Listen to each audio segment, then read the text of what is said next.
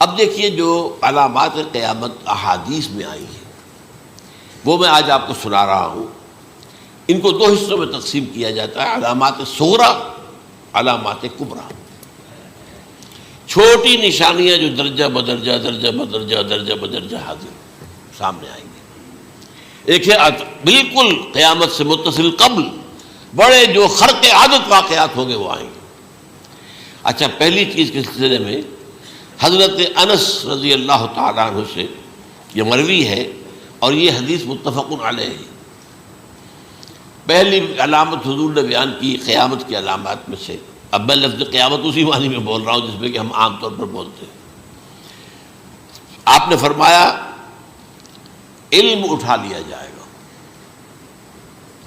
جہالت کا دورہ ہوگا. اب یہ کون سا علم اٹھایا جائے گا؟ سائنس کا علم نہیں، دین کا علم. آج تو ساری قدر و قیمت جو ہے جس کے لیے دوڑتے ہیں لوگ لاکھوں روپے کی فیسیں دے کر، MBA ہو رہے ہیں، یہ جو ہے اکاؤنٹنسی کا پاس کر رہے ہیں، یہ CA کر لیا ہے، یہ کوئی اور جو ہے فزکس میں کہیں کیمسٹری میں ڈاکٹریٹ کر لی ہے، ڈاکٹر بن جائے تو کیا ہی کہہ رہے ہیں. اس لیے کہ بڑی چیز جو پاکستان سے ایکسپورٹ ہوتی ہے وہ ڈاکٹر ہیں.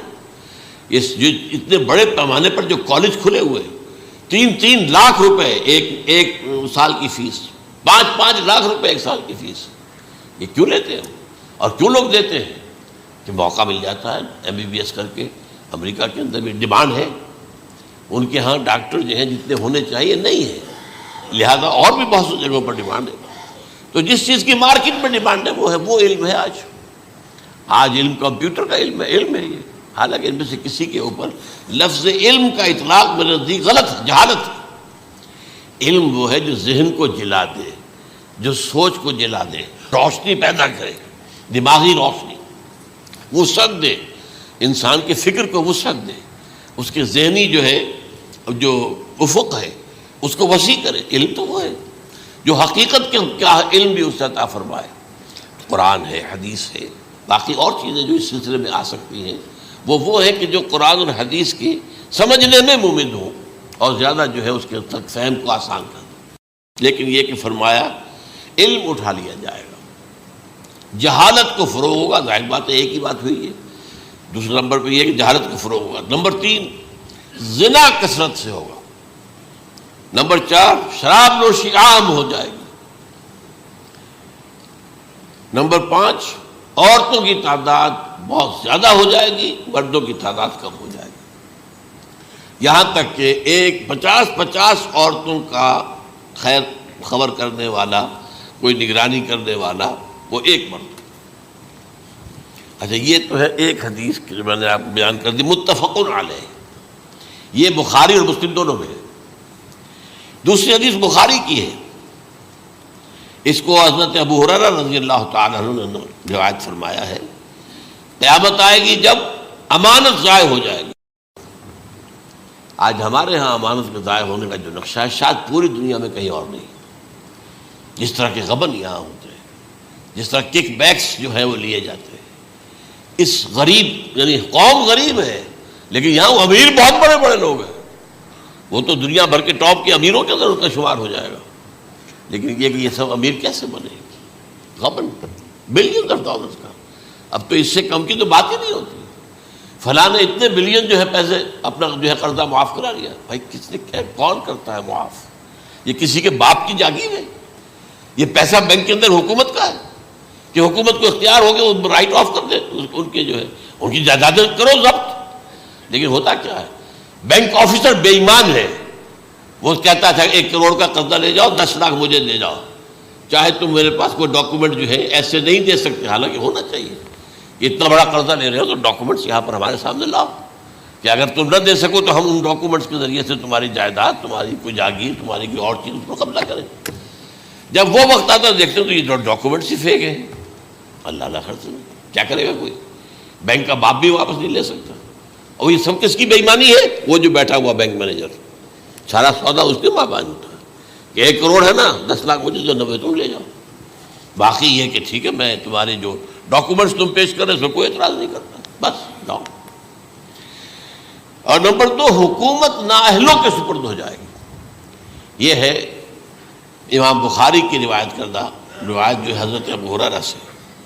مسلم شریف میں ابو ہریرہ رضی اللہ تعالیٰ عنہ سے ایک اور روایت ہے، مال عام ہو جائے گا یہاں تک کہ زکوٰۃ قبول کرنے والا کوئی نہ ہوگا.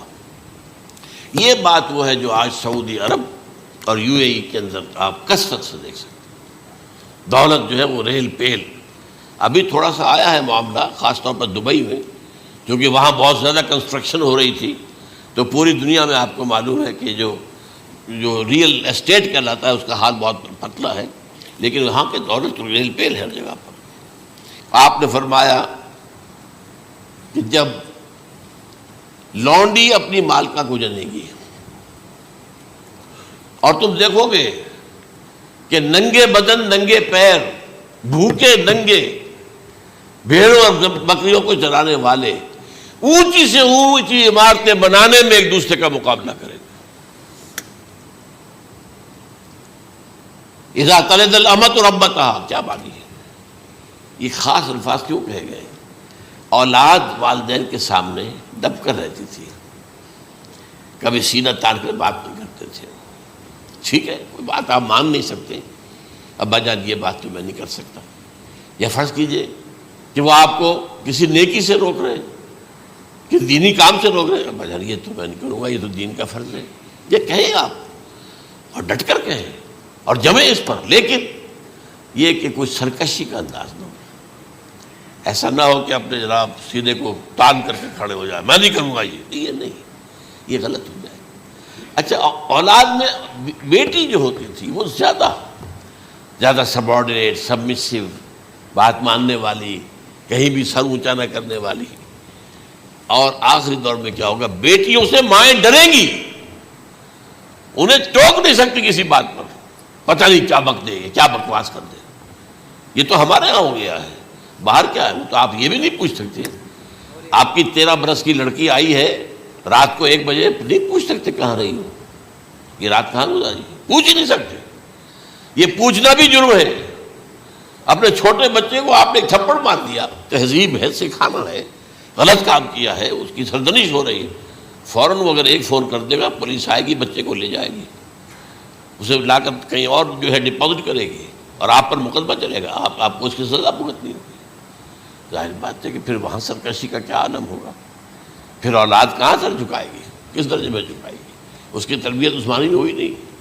تو ان تلد الامۃ ربتہا، گویا کہ بیٹی کے نزدیک ماں جو ہے وہ ایسی ہو جائے گی جیسے لونڈی.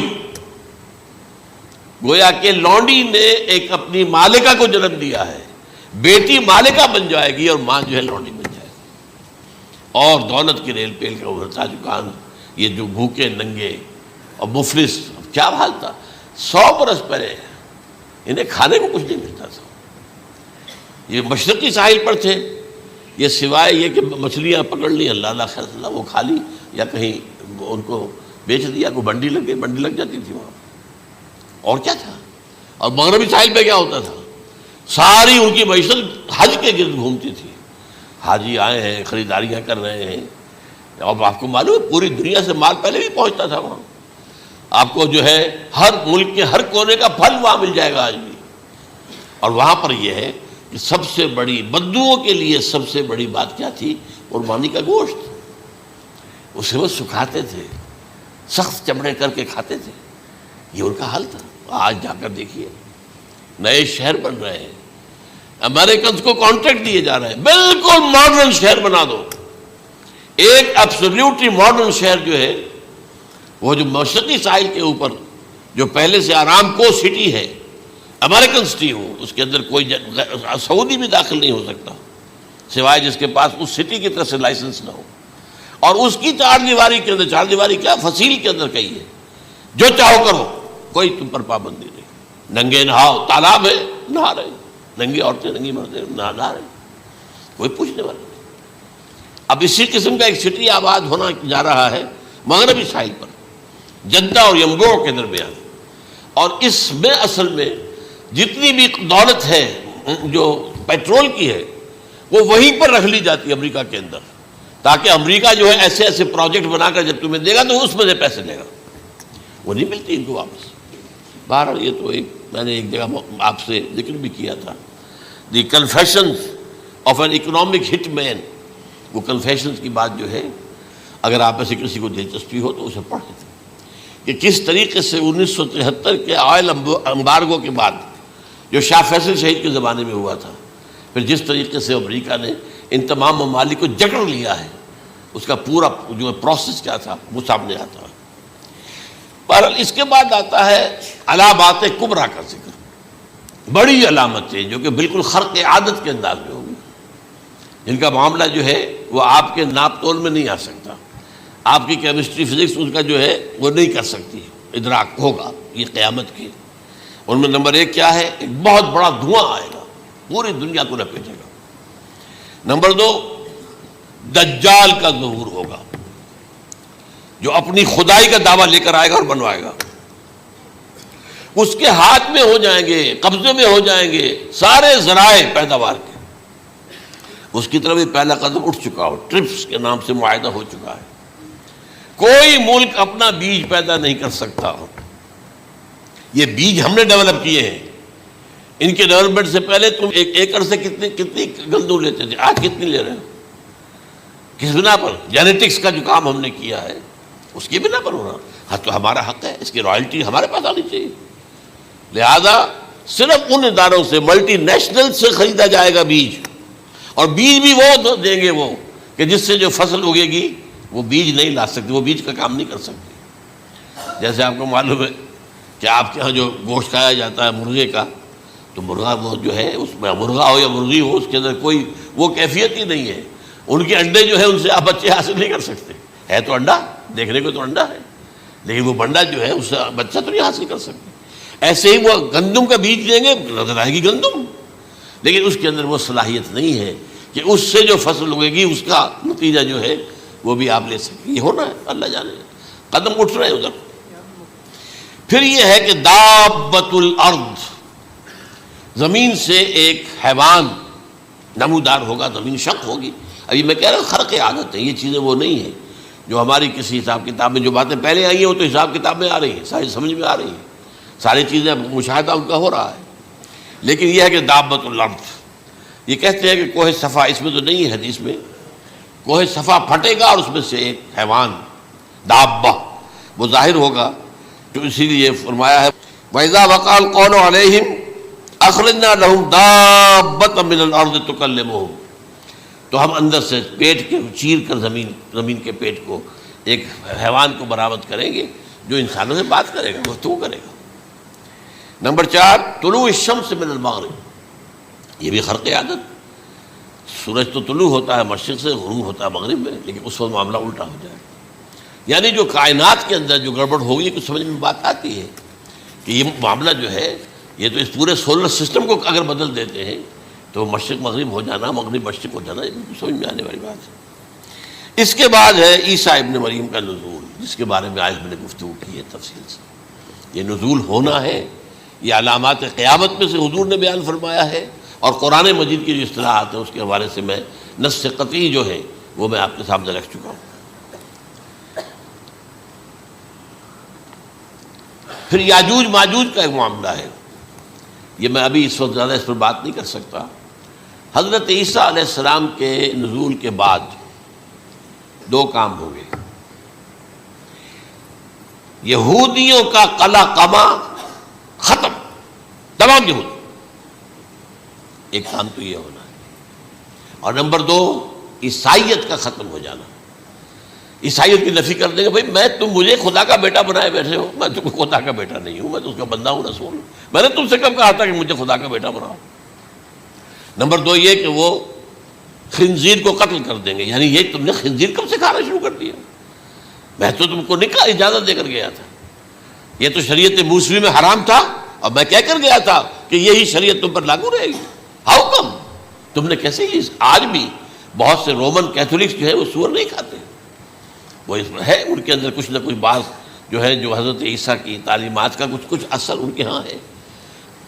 اس کے بعد یہ ہے کہ یاجوج ماجوج اصل میں بتا رہا تھا آپ کو کہ جب عیسائیت بھی ختم ہو گئی، یہود ویسے ختم ہو گئے، استیصال ہو گیا، جڑ کٹ گئی، اب عیسائیت گویا کہ اسلام میں ضم ہو گئی، عیسائیت مذہب ختم، یہودی خود ختم.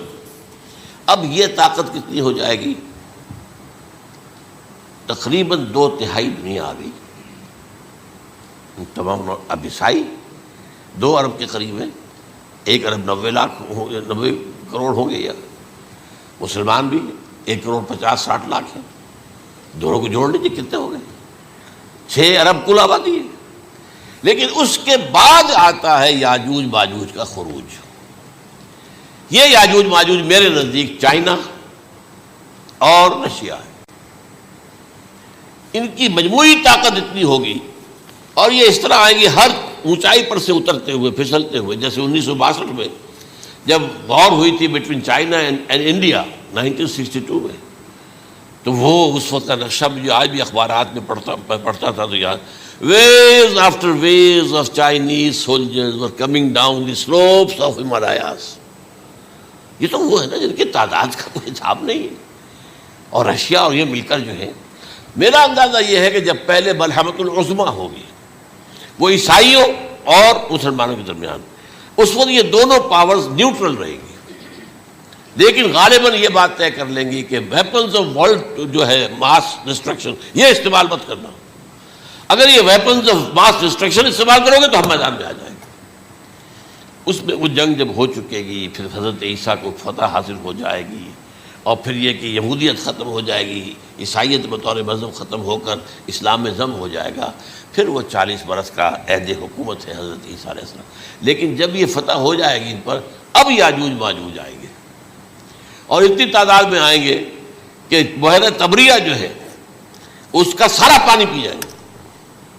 یہ تو اگر آپ کو کبھی اندازہ ہو یا کوئی آپ جانیں ان لوگوں کو جو ان چینیوں سے واقف ہیں، وہ کہتے ہیں زمین پر ہلتی ہوئی کوئی چیزوں سے وہ چوری چھوڑ کے کھا جائیں گے. جہاں وہ جاتے ہیں ایز اے لیبرر، وہاں کے جو سارے کتے ہیں ختم، ساری بلیاں ختم، ہر شے، وہ جو سانپ کھاتے ہیں، ہر چیز کھاتے ہیں. اور یہ تمام ایسٹرن کنٹریز کے اندر ہوتا ہے.